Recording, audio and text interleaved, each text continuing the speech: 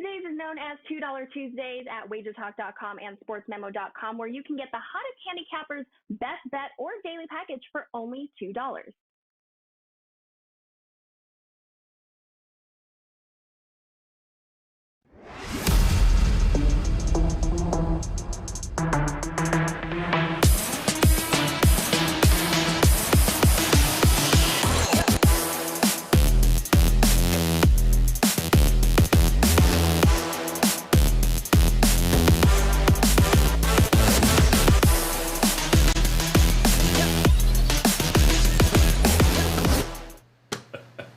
Very good day. Welcome in and a very happy Tuesday to you here. The NBA tip-off show powered by WagerTalk.com. Small card here tonight, only 5 games. We're going to go ahead and break down a few of these, see if we can't come up with a couple of best bets along the way on this Tuesday here, December the 13th, and we'll do it with the original OG crew as we welcome them back in one more time. Ski Profit in the house, as is Mr. Tony Finn and Rob Vino, ready to roll here on this card tonight in the NBA. Interesting line movement for sure here in a couple of these games. But Ski, what's going on here, my man? How was the evening in the association, and what's locked and loaded here tonight for us at Wager Talk? Well, yesterday I had a 5% winner with Memphis, so that's always good. And I went 4-2 in the association, I believe. So positive day. Look to keep that going today. And I have a 4% play up, that you can go and be a part of, and also have 2-3% that I send out to the clients. So another big day today, and let's try and talk out some more winners here on the show. All right, let's do it here. No reason not to make it a profitable Tuesday here. Tony Finn, what is going on, man? Locked and loaded here in the association tonight? What else you got going on? It's a good day. You know my mantra. When I wake up, I get a chance to do some things that are important to me. So one of them is being on this show and sharing with some of my favorite gentlemen friends. Everything's loaded up. I've got football. I've got bowl games. I got this weekend's NFL. I have college tonight and the association NBA. I have a 3-position card. So 3 games, 3 winners. So sharing is caring with Tony Finn. Remember that. We ought to get that on a T-shirt, Rob Vino. Sharing is caring with Mr. Tony Finn here. How about you, Vino? I know you've been hard at work. Bowl season, one of your favorite times of year, but plenty of college hoop and, of course, NBA action. What do you got locked and loaded for us tonight? Yeah, NBA's up and available, Joe. 4% play at WagerTalk.com. Like Ski, a pair of 3% to go with it. So I don't know if we copied each other or what, but we do have the same number of plays and the same percentage ratings there. So you can get it all at WagerTalk.com right now. Bowl season upcoming quickly. And last 7 weeks of the college football season, number 1 in profit at WagerTalk.com. So we closed it real well, Joe. The first half of the season was very middle of the road, but the last half really, really strong, and look forward to these bowl games.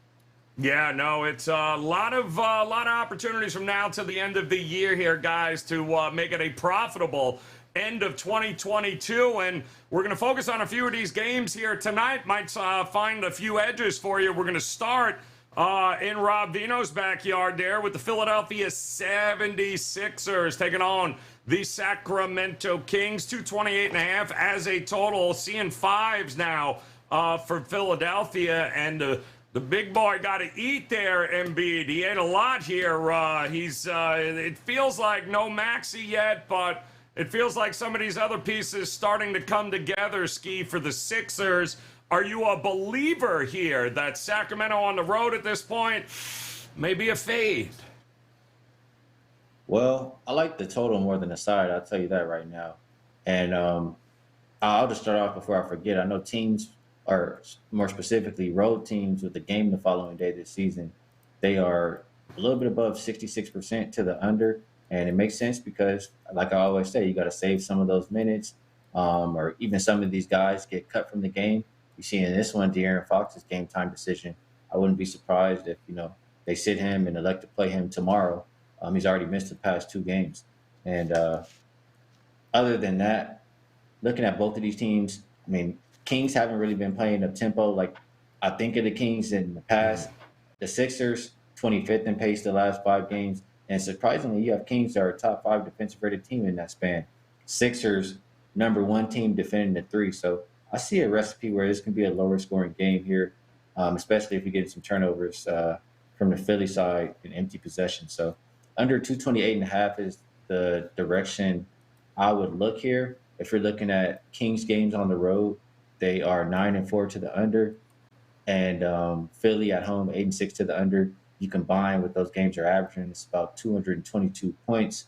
And I look at in the last 2 weeks what they've been averaging together, road and home splits, is 226. So both of those get us under the 228.5 that we're looking at for tonight, and that's why I like it more than the side. Yeah, well, I mean, it's a great point, Ski. No De'Aaron Fox last couple of games has meant lack of scoring here for Sacramento there, Tony Finn. He's a vital part to what they do here. And, I mean, what is he, 22, 23 points a game? 10 of 39 from 3, I think, is what they were against the Knicks. Not great. Kind of hard for them to manufacture any points if they ain't hitting those from the outside. So are you looking at the total in this one, or do you think the 5 is too much here? No, I actually last night I took a position on Philly at -5, 4.5, I think. 4.5 or 5, I don't recall exactly. But I did so because of Fox. Everything really rests on Fox here. He's missed the last 2 games. He's a big part of why the Kings are 4-5 straight up and against the spread in their last 9. This is due to their 111.2 per 100 possessions. That's not who they've been, who they were, at least in the first month and a half of the season. They were closer to 118, not 111. So the Sixers playing well. Maybe my fear is that they're not going to peak too soon and overplay Embiid, and then all of a sudden March rolls around and, we're in that same orbit where Embiid's, you never know if he's going to play from night to night. So that said, without Fox, I basically took that number because I think that number's telling us we're not going to see Fox. If they announce Fox is out, I think this goes to a 7, maybe a little bit more than that, because since Harden has returned, guys, this team's 120.1 per 100 possessions offensively, and we know what they can do defensively.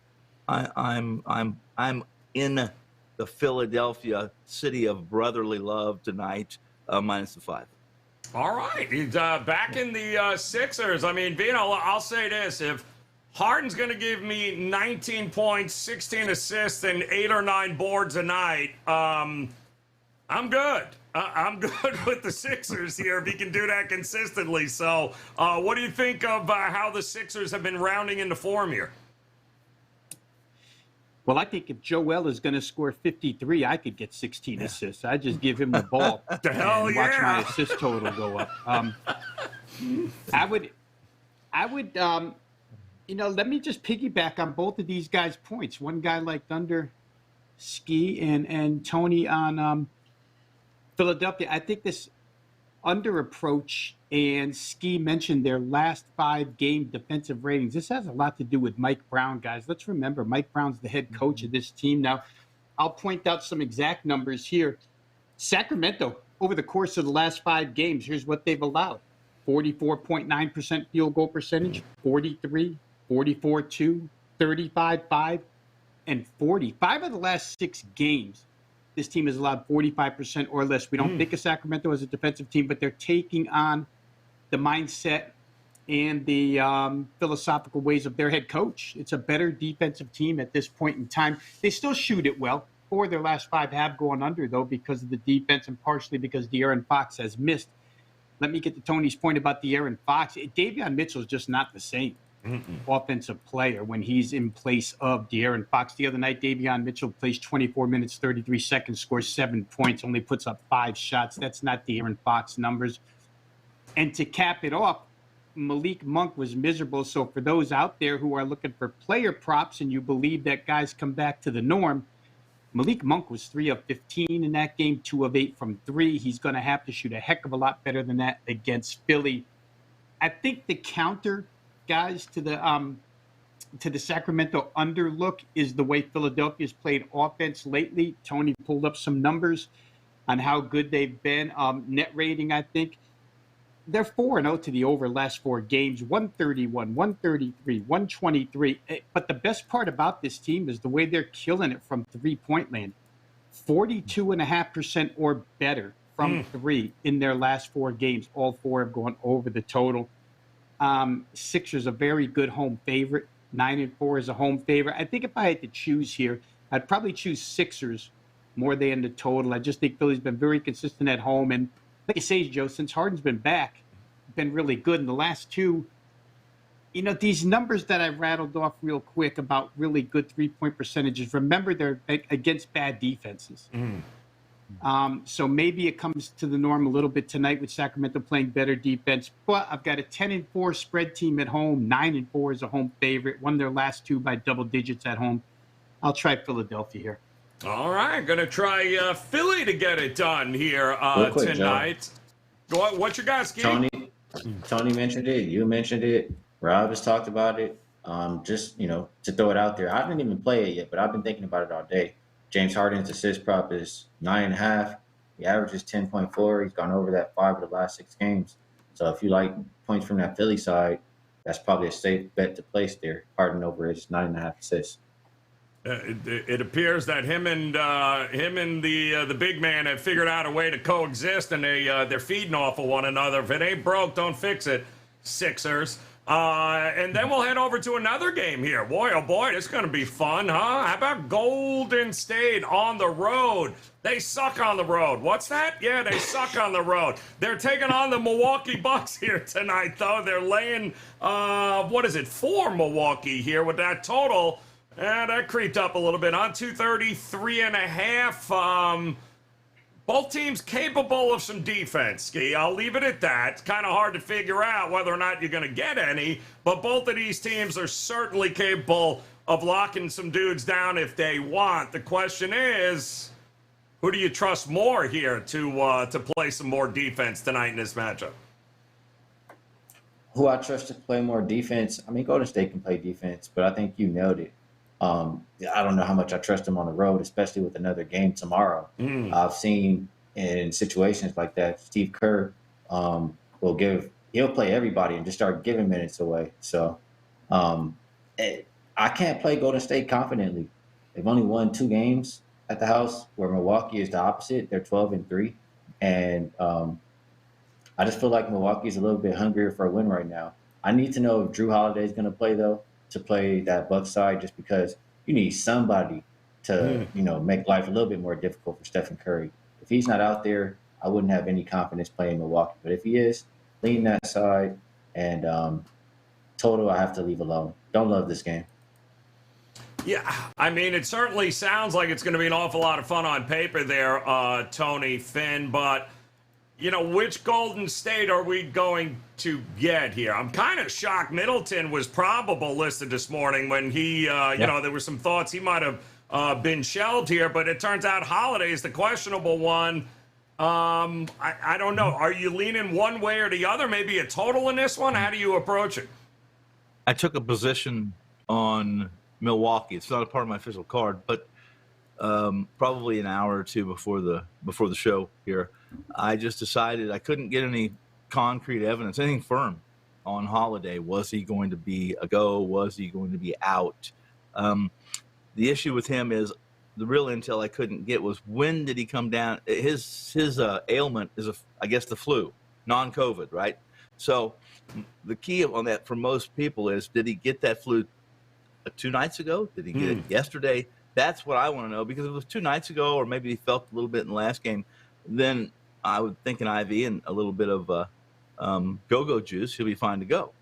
That's, we've seen it year player in, player out for years and years.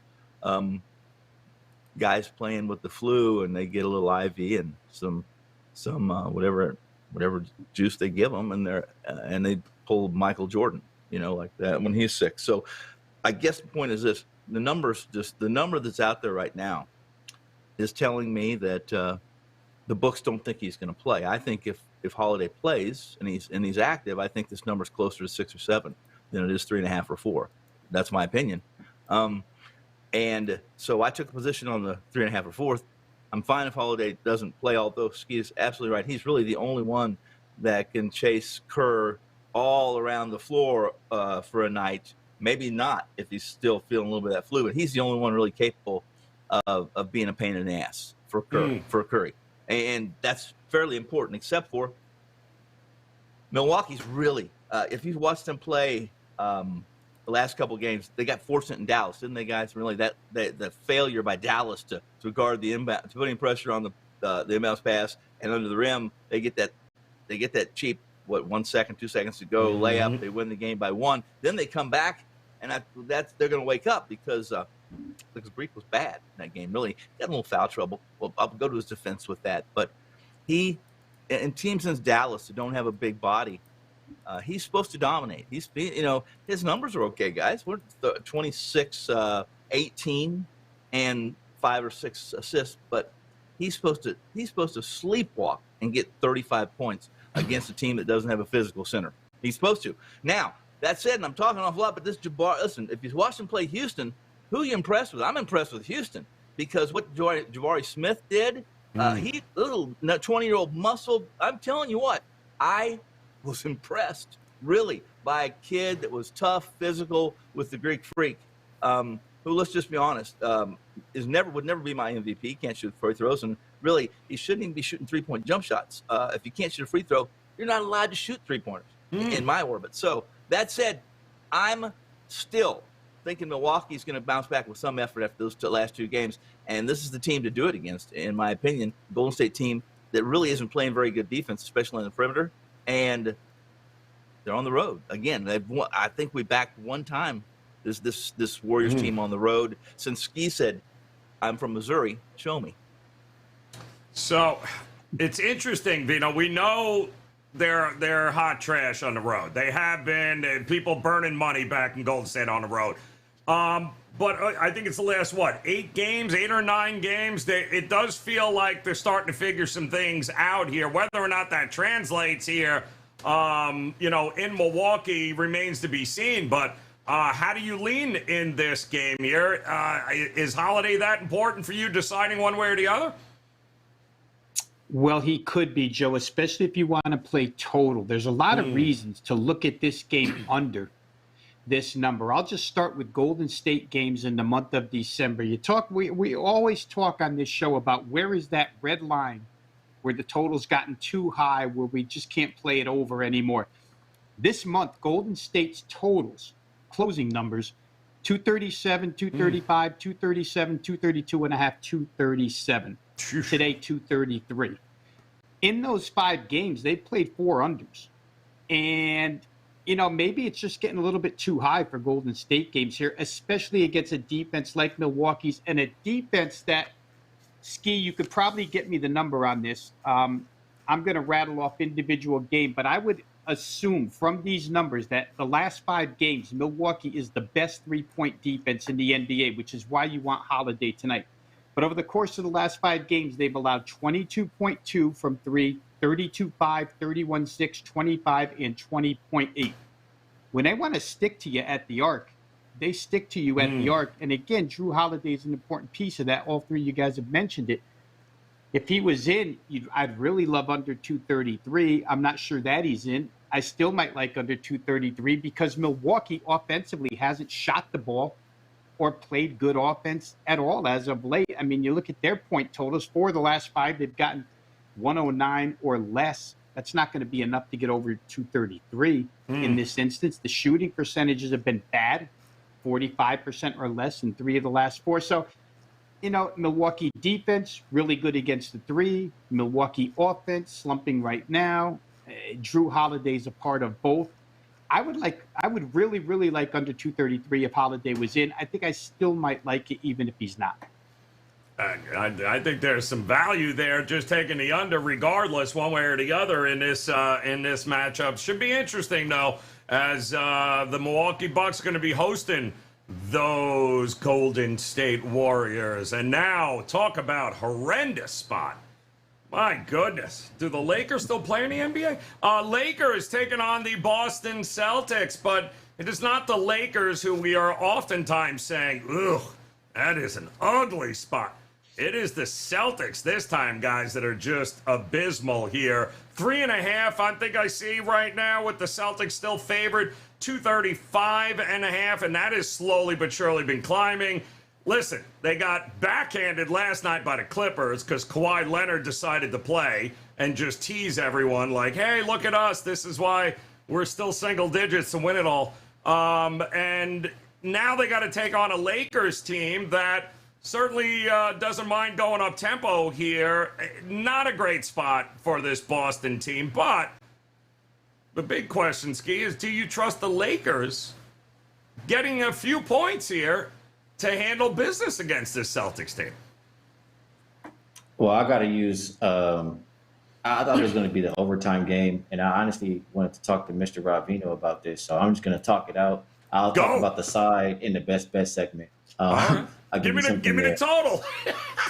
But I'm just thinking, really, Boston's been playing a lot to the under on the road. I think it's 12-3, and the last 2 weeks, I'm pretty sure they're 5-0 to the under. But I just, the way that we kind of think sometimes, Rob, the way that they shot last night, they shoot 23% from three. I think it was like 9 for 40 or somewhere close to that. They have to have some kind of bounce back. This offense has been too good. And for the Lakers, they've regressed tremendously back to playing absolutely no defense. So, and also just being an LA fan that I am, I know that teams come and play this game where they play the Clippers the night before, then play the Clippers the next night. That second night versus the Lakers is usually real high scoring. So I would expect points in this one. I know Lakers play up tempo lately. They're 4th last 5 games, and Boston is 11th. You don't have any rim protection for the Boston side if you want to look at the matchup because no Williams, no Horford, who's stopping anybody. And Anthony Davis, I'm pretty sure he's going to play. LeBron, barring, he was very likely, quote unquote, on the report. So I think he'll be out there too. I just see a whole lot of points in this game. So if I had to play the total, it would be up and over. And interested to see if Fino agrees. So I know Al Horford last night, right? What was that? His 3rd or 4th in a row there. Vino, I think that he's missed. It's kind of, they looked a little slower than that Clipper team last night, but, that dynamic duo dropped, 51 points on Boston last night? What is AD and LeBron good for here tonight? I guess if they go up tempo, that plays into the Celtics, or does it? Well, let's say this first. This is the Lakers' first home game off of a 6-game road trip. That 6-game road trip ended in Detroit. That's a cross-country 3-time zone flight where they only got yesterday off. They played that game on Sunday. So they fly cross-country yesterday, today. Generally speaking, we like to fade these teams that are, especially off a really extended road trip like that one was 6 games. And as Ski mentioned, they really didn't play a heck of a lot of defense on that trip, but they played a lot of offense. So that speaks to the total. He knows me too well at this point in time. We've done way too many shows together. My first inclination when I saw this, got to play this thing over. Boston gets a softer defense. The Clippers played last night as if that was a playoff type game. They came to play, and when they want to put the defensive clamps on with the players that they have, they can do that. I'm not so sure the Lakers can do that with anybody. So it's going to be a softer defense here. Shooting percentage should pick up. That's generally a thing I'm looking at if you are so far below your norm. And we've seen Boston shoot really well on this trip already, the game against Phoenix. I thought that type game might occur last night. It didn't. Probably occurs here. But to Ski's point about Boston on the road, it's 8 straight unders on the road for the Celtics, which, again, stopped me in my tracks a little bit this morning as far as playing the over in this game is concerned. I still think it's probably the right side because Blake Griffin in the middle, I think Ski talked about it. I mean, Anthony Davis should have a field day here, guys. Listen to what they got out of 3 starters last night. The Boston Celtics, Blake Griffin, and the starting backcourt of Marcus Smart and Derek White were worse than putrid. 67 minutes, 44 seconds on the floor, 11 points, 5, 3, and 3. That's not going to repeat itself here again tonight. And they can't defend on the other end. So fundamentally, it looks like a great overplay. You start getting into these technical numbers. Tony Finn's favorite, SDQYZ. It's not that great. It shows you under. I think I prefer the fundamental approach. I think Boston and over, probably both ways I would look here. So I would be, and I don't know, maybe it really doesn't matter, I guess, at this point in the season. But, I mean, this is now, what, the 4th and 5th game on the road for the Celtics? Something along those lines, Tony Finn, now on this West Coast trip?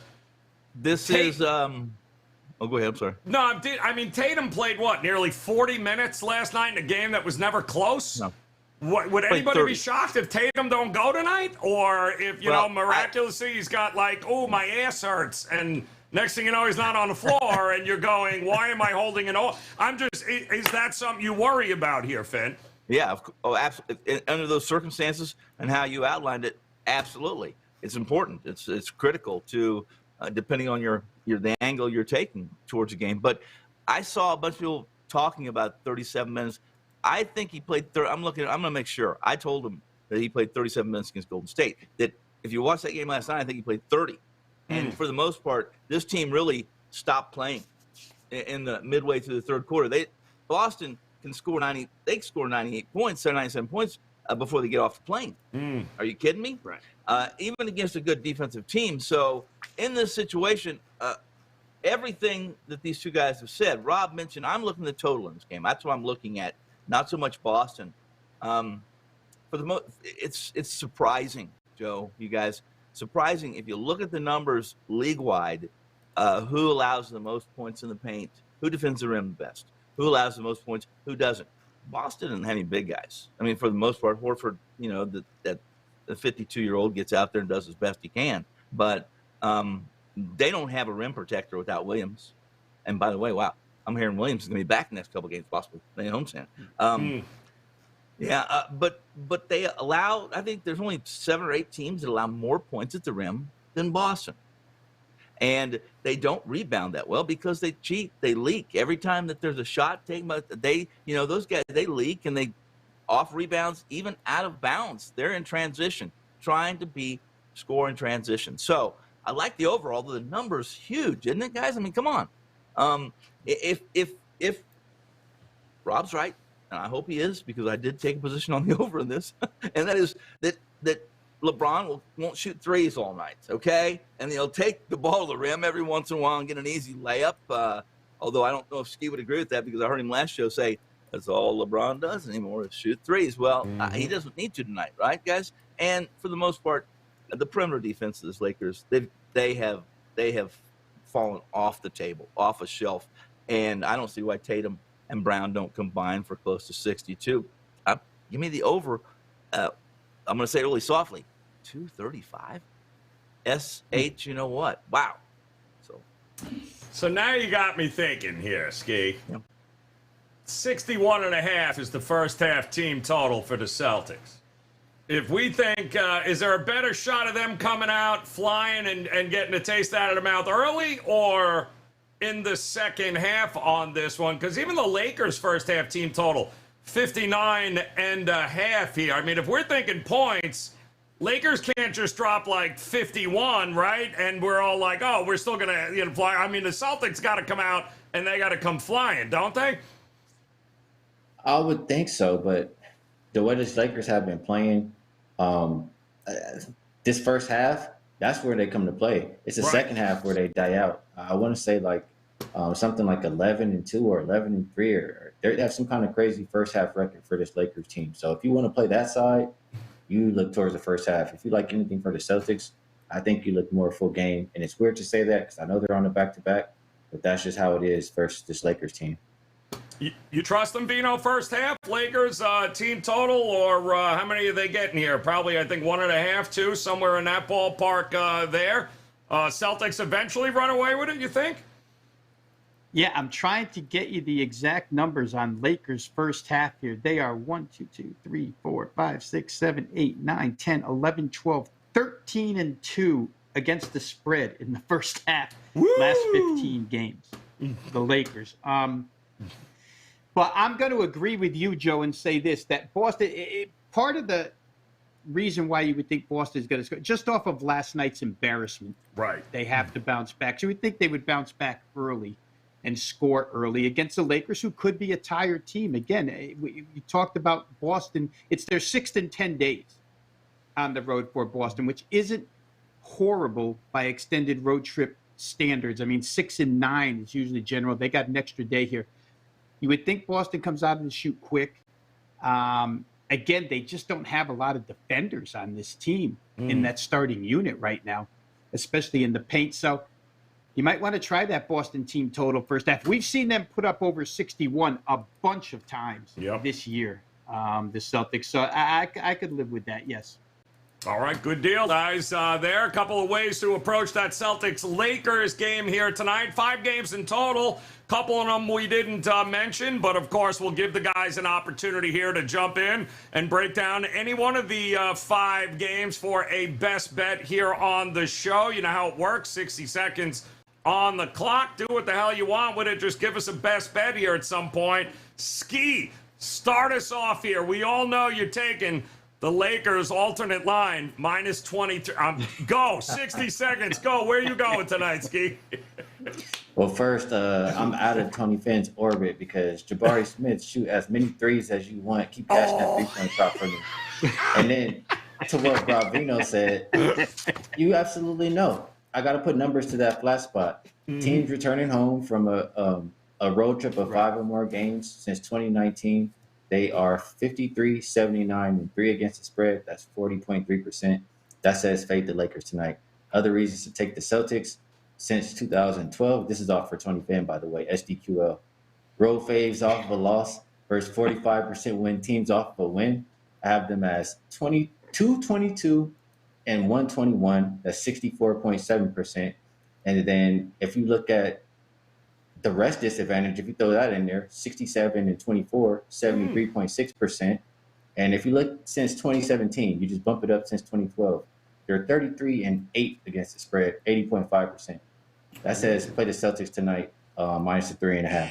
Ooh, all right. Like, not a problem with that at all there. Ski going the right way here with the Celtics fading his Lakers. Terrible spot for him here. Tony Finn.